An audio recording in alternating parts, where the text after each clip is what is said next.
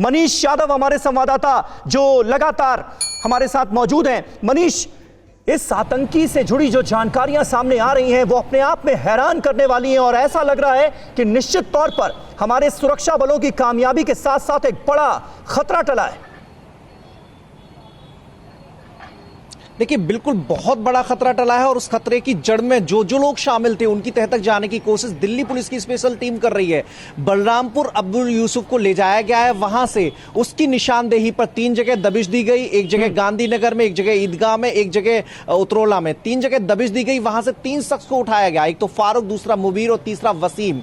ये तीनों आतिशबाजी बनाने का काम करते हैं। जो जानकारी मिल पा रही है सूत्रों के मुताबिक आईईडी को प्रोवाइड कराने में इन तीनों शख्स ने मदद करी थी।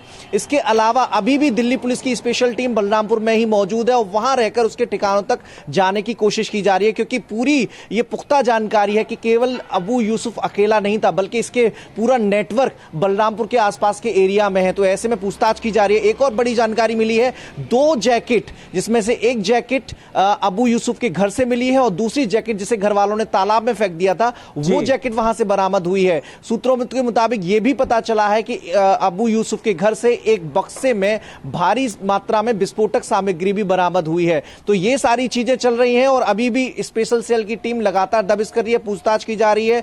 आमने सामने बिठाकर पूछताछ की गई। अबू यूसुफ, वसीम जिसे हिरासत में लिया गया, फारूक जो कि अबू यूसुफ के लगातार संपर्क में रहता था, और मुबीर जिसकी दुकान से वो चूड़ी का सामान लिया करता था। तो ये तीनों शख्स हैं जिनसे आमने सामने बिठाकर कोतवाली में देर रात तक पूछताछ की गई और अभी भी टीम वहां पर मौजूद है। पूरी तह तक जाने की कोशिश हो रही है और ये जो इलाका है बहुत जरूरी है। कौन से ऐसे लोग थे जो इस आतंकी के साथ संपर्क में थे, जो इसकी मदद कर रहे थे, उनका पता लगाया जाना बहुत जरूरी है। राज कादियान साहब, इस डेवलपमेंट को आप कैसे देखते हैं? और एक बार फिर जाकिर नाइक का नाम आना कि उसकी हेट स्पीचेस जो हैं वो सुनकर कुछ ऐसे लड़के हैं जो कि रेडिकलाइज हो रहे हैं।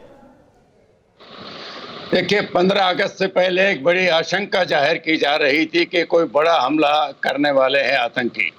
ये बहुत अच्छी बात है और हमारी सुरक्षा कर्मी पूरी तरीके से बधाई के हकदार हैं कि उसको नहीं होने दिया।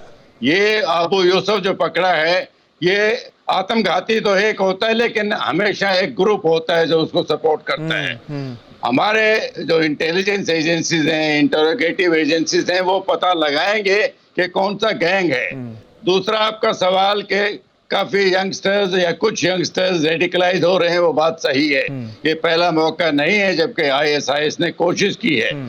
हमें तहकीकात में अगर इसके पीछे हमारे पड़ोसी देश का भी हाथ है तो उनके खिलाफ भी जो एक्शन हम ले सकते हैं लेना चाहिए, क्योंकि आमतौर पर अभी तक जो आतंकी हमले भारत में हो, चाहे वो बॉम्बे में हो, चाहे वो पठानकोट में है, उसमें पाकिस्तान का हाथ था। इसको ISIS कहा जाता है, लेकिन तहकीकात के बाद खुलासा होगा कि इसके पीछे था कौन, किसने इस बारूद और हथियार कौन देता है।